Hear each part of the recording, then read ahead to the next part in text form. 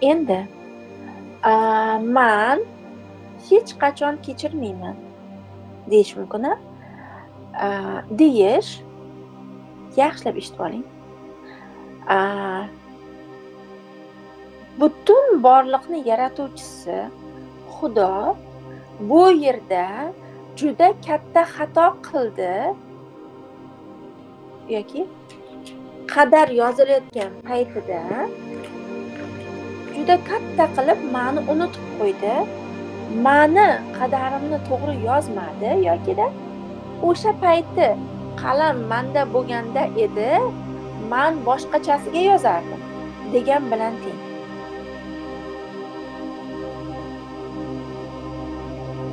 Umuman kechirmayman deyish birinchisi shu bilan teng, ikkinchisi hozir aytaman.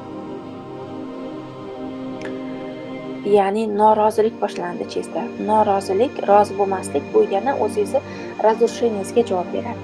Dальше. Endi norozilik boshlandi. Bitta sizni energiyangiz butun borliqda energiyasiga qarshi chiqish bilan band. His qilyapsizmi shu joyni? Yozib oling.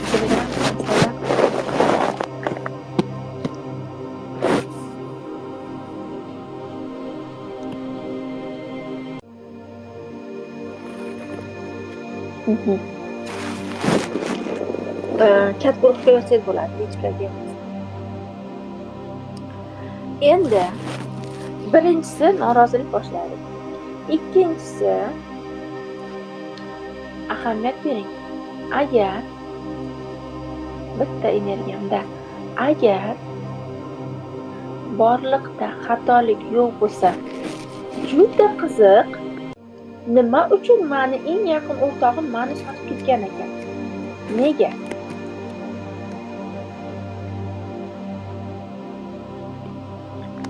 Bahor shuni sizdan so'raydi. Nega shunaqa qilgan ekan? Nima deb o'ylaysiz? Munisa, siz ham yozsangiz bo'ladi.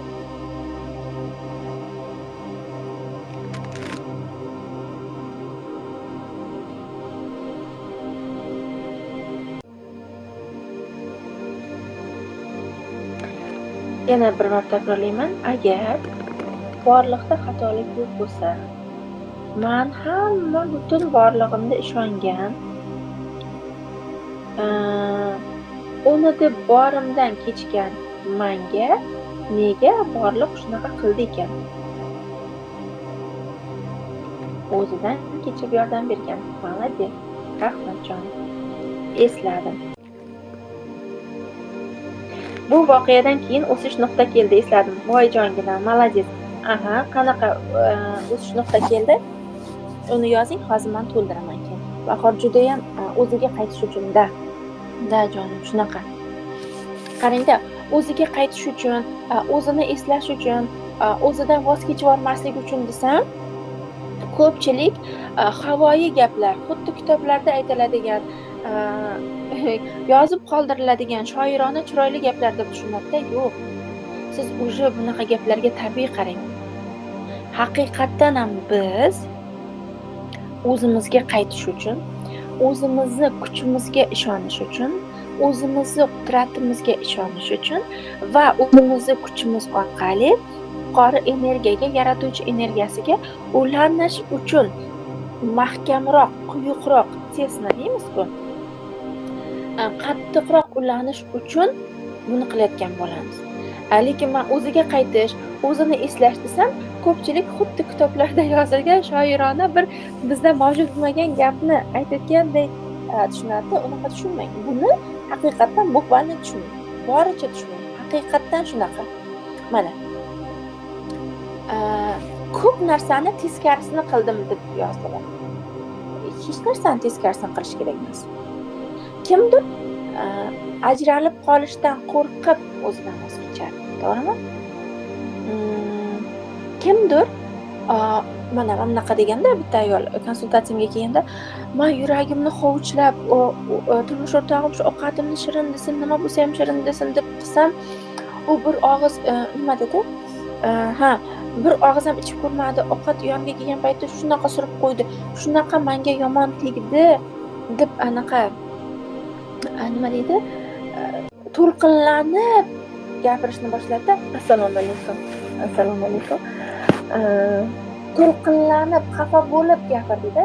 Endi qarang, shu joyda nima uchun turmush o'rtoq ovqatni surib qo'ydi, hatto ichib ham ko'rmadi, ta'mini ham ko'rmadi. Nega deb o'ylaysiz? Siz agar o'sha televizorlardan matritsa bo'yicha qarasangiz, nima deysiz? Voy voy voy voy bechora ayol, voy voy voy noshud erkak. Pishirib qo'ygan ovqatini ko'ngil uchun ham ichib qo'ysa bo'lardi-ku, da. U ayol nima yomonlik qilgan? Aybi ertalabdan kechgacha uyda o'tirganimi deb boshlaymiz. Aslo mumkin emas unaqa o'ylash. Kim aytdi sizga o'zingizdan voz kechib boshqa insonni nima qo'llab-quvvatlashi, boshqa insonni sizni maqtashi uchun qilishingiz kerak deb? Yo'q. U uchun qilinmaydi ovqat. Masalan, endi men oddiy ovqatni aytyapman, hamma o'zini misolingizni o'ylab olavering. U uchun qilinmaydi. Aslo. Nima uchun qilinadi? Ovqat pishirish birinchidan sizga ilhom berish kerak. Mazza qilishingiz kerak.